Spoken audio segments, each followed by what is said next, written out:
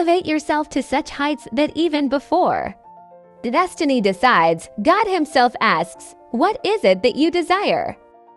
Nations are born in the hearts of poets, they prosper, and die in the hands of politicians.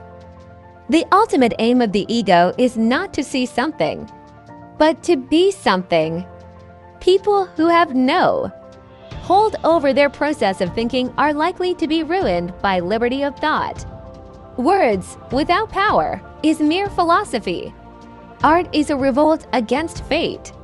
The world is a playground, and life is pushing my swing. Beyond the stars, there are other worlds.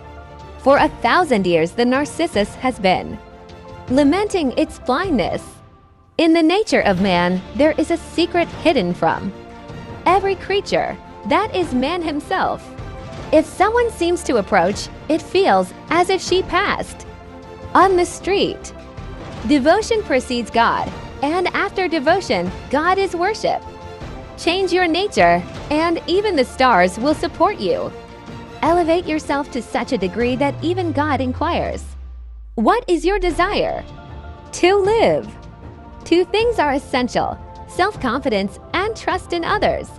If you want to understand a piece of poetry, understand its purpose so that words don't become too detailed.